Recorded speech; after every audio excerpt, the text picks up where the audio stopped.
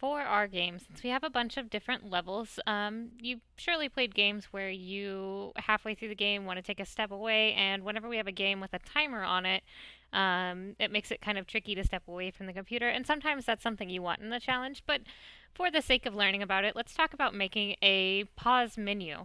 So I'm going to just use this game overlay that I created for my scene flow, and I'm going to use it to kind of create my pause menu. So on my pause menu, I do want a quit button. So let's go through here. I know I'm going to want a quit button probably higher up though. I'm going to put my pause menu so that it goes over everything. So quit, and I don't know that I want it to look exactly like this. I'm also going to make, hang on, let's make a UI. Let's go ahead and do a panel so that I've got a nice kind of over everything sort of thing. I'm going to drag my quit button on top of it. Okay, open the prefab and edit this. So, quit button. Actually, let's just delete everything. Let's start fresh. So I'm going to delete my start button and this, and I'm actually going to leave my game overlay the way it is now because this is what I need for recording my timer and everything like that, and I don't necessarily want everything to be on that, and I want to be able to make whatever this is invisible. So let's create an empty. Create an empty, and we'll call it pause menu. Okay, and on this pause menu, let's add a UI element, and let's make it a panel, so that it's very clear whenever we're paused, everything will look slightly different. Now, if you don't want it to look just white, you can of course edit the colors here. So you want it to look like darker whenever it's paused, like so. And I'm going to change my source image from background to none, so I don't end up with any weird outlines around the outside edge, because it's not anything. I just want it to be a plain color. And on my canvas, I'm going to want a button. So I'm going to use TextMesh Pro and TextMesh Pro button. And we're going to call this button Resume. And obviously we want the text to say resume. So whenever I find my text on here, I'm going to go to my TextMesh Pro text and change this to resume. Oh, if I spell it correctly. And I'll mess with my font. Change this. Let's use my Maze Doodle font that I've been using for everything. And I'm thinking my button itself is probably going to be a different color. Let's do...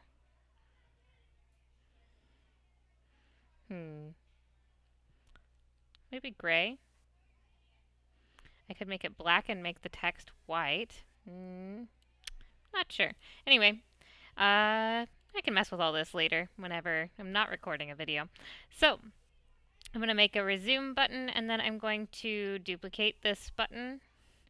This one is going to be the quit button.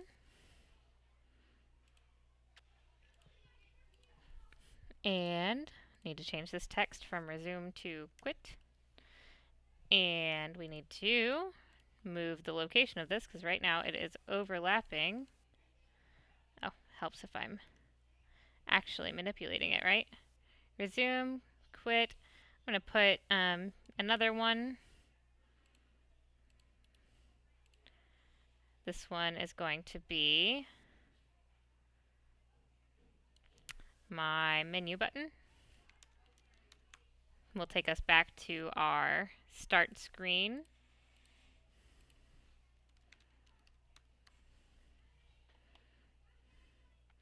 And then I'll just tweak my spacing. Oh, that's only the text. Whoops. Tweak my spacing so that it looks good. And I'll mess with these buttons more later, but for right now, they do have all the stuff I need on them. We do need to make our buttons be set up with a script, so we can use our normal game object that we use for our scene loader, which we have prefabbed. And give it a function, scene loader. This is my main menu, so I probably want to go to play again. That'll take me to the very beginning. And then I'm going to do the same thing for each of my buttons. So plus, drag in my scene loader, and quit game. And resume, I'm going to leave empty for now because I'm going to give this some functionality as we make a script for this. So our pause menu that we have here, we would like to not have it on all the time. We only want it to pop up whenever we hit escape to pause. So we want it default off, correct? We don't want the game to start in paused mode. We want it to be off, generally speaking. So I'm going to go ahead and toggle it off with the little check mark next to it whenever I've selected just the whole pause menu empty object. And then we need to add a component to it. So let's call this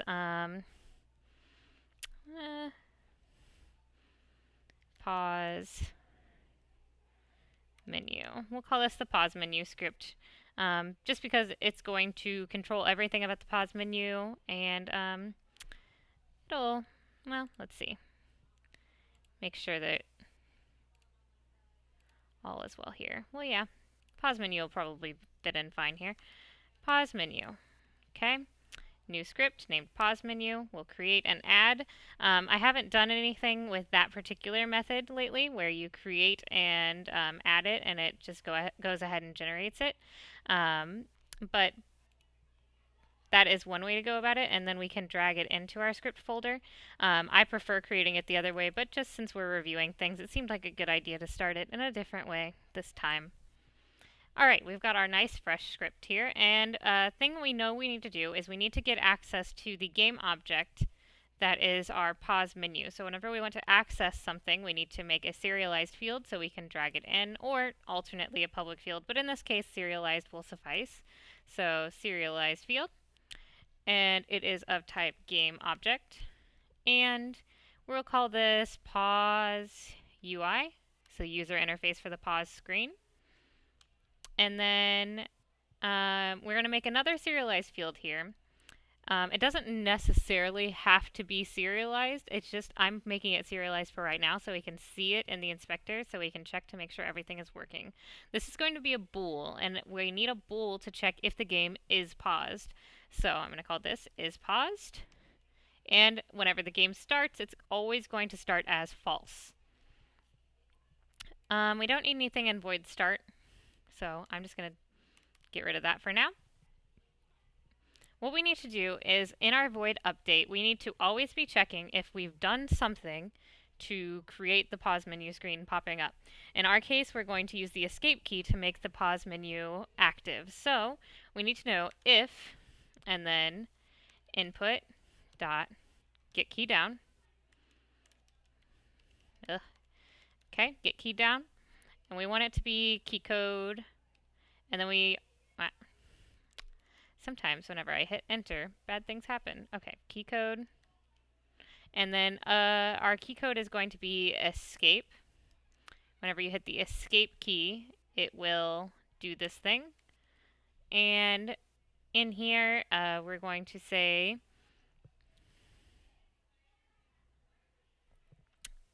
whenever we do this, if we hit escape, we need to check if,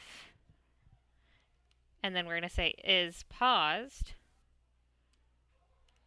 Goodness, I'm having a terrible time today. Okay, goodness. Okay, if the game is paused, what do we want to do when we hit escape? We want to go ahead and resume again. Yeah, resume. We'll write this method here in a moment. We'll give it its own form. Else, if the game is not paused, we're going to pause the game. And we will make a method for this. It autofilled UI, but we don't want that. We want it to be a pause method. Now we can right click and generate these methods, which just throws it all in here. Or you could manually type it out. But Either way works.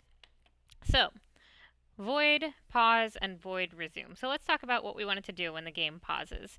If you want to pause a game, you obviously want to stop time, which is important because we have a countdown clock, right? So we need time to stop. We need to change the bool value from false to true. And we need to turn on the UI that we have turned off in our inspector. So we need to do all three of those things. So first, let's deal with our pause UI. And we're going to set that active. And then we're going to set that to true. So that's basically saying it's gone from being toggled off to being toggled on. We need time dot time scale. That is, remember how we keep track of whether or not something is moving at a speed independent of frame rates. We want to set that to 0, right? We want to stop time from moving. And we want to set is paused to true. So what we're saying here is whenever we hit the pause button, we will turn on the UI, which that statement there means that the button, this right here, will toggle on and it will become active. And it will stop time. On resume, we need to do exactly the same things, except we need to do them in reverse. So we need to take our pause UI, and we're going to set active, and we're going to set it to false. We need to take our time scale, and we need to set that equal to 1.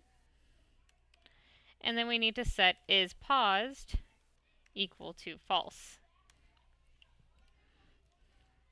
And basically now, as soon as we hit escape, what should happen is we should set our canvas should become active, time should freeze, and is paused should become true. So let's click here, let our code compile momentarily. We've got our game object we need to drag in. So our pause menu right there. And let's hit play. And should I hit escape? It's not doing anything. So let's check and see why that is.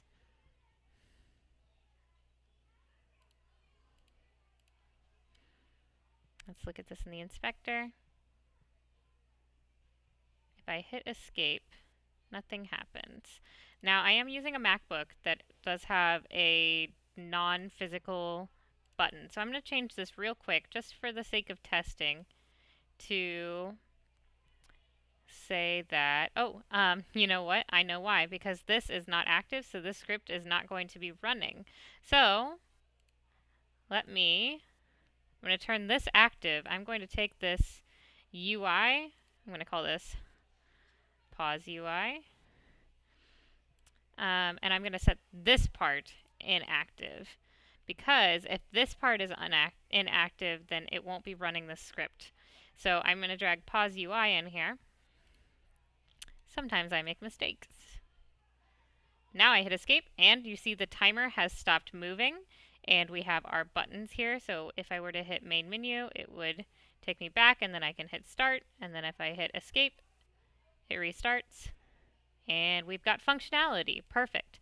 So what we've learned here is how to make a pause menu that is functional, and you should be able to stop time and activate an object using a button press. What I'd like you to do now is, now that you have several levels and you have kind of a interesting new flow, I want you to take on a little challenge. I'm not going to show you exactly how to do it just yet, but I want to have you create a level selector menu, a menu from which you can select all your different menus, and then make it so that whenever you go to the main menu, it takes you to a place where you can select the level that you'd like to play. You can accomplish this in many different ways, and how you accomplish it is up to you. So if you want to try linking up your buttons with Scene Manager and making buttons for each level, you could do that. If you want to try out something different, you can probably do that too. Use your resources, use your Unity scripting API and the internet to its fullest advantage, and I will see you back here when you've finished that challenge.